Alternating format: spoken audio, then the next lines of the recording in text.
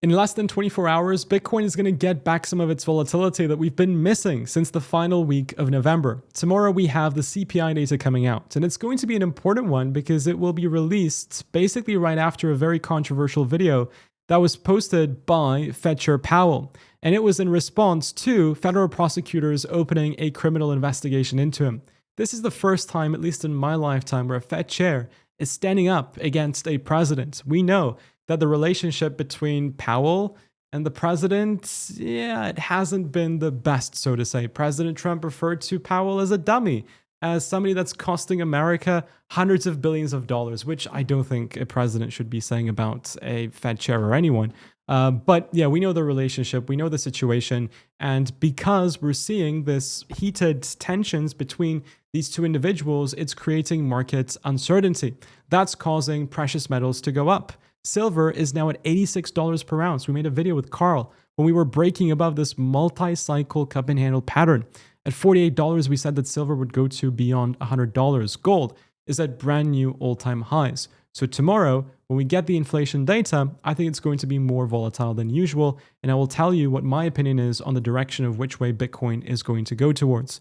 Another reason for why we have the volatility is unfortunately due to the increasing geopolitical tensions, which we will cover briefly on today's video too. But stick around until the end. Make sure you subscribe for daily Bitcoin updates because we're here literally every single day for the past, I don't know now, like 4 or 5 years. It's been too long of a time, but I love what I do and you guys support the video, so I'll keep on doing it for as long as I can. Guys, with that said, if you've subscribed and you've destroyed the like button, let's jump into today's video. So Fed Chair Powell, okay? Why did he post this video? Well, allegedly, he was not transparent about the amount of money from taxpayers that was going to be spent in the renovation of the Federal Reserve buildings, which will cost about $2.5 billion. So that's why they've allegedly done the investigation.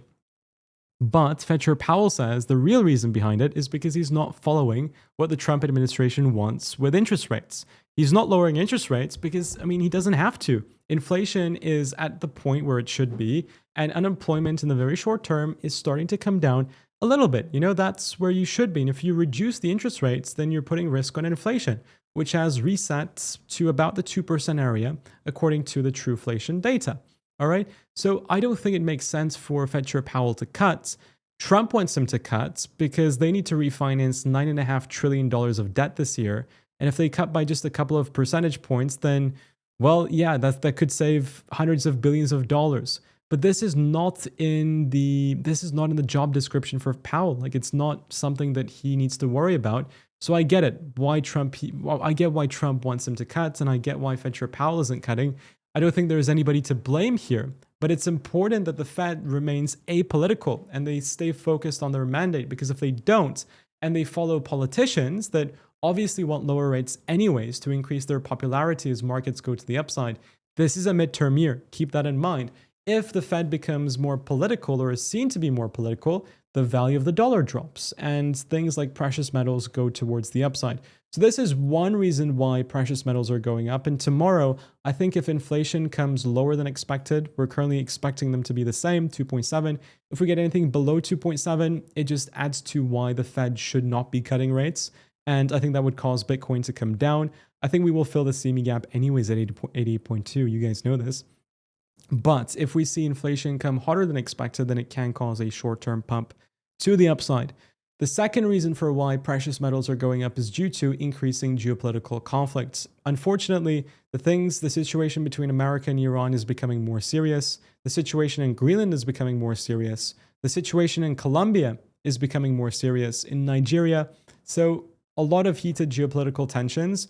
And historically speaking, when that is the case, precious metals go to the upside.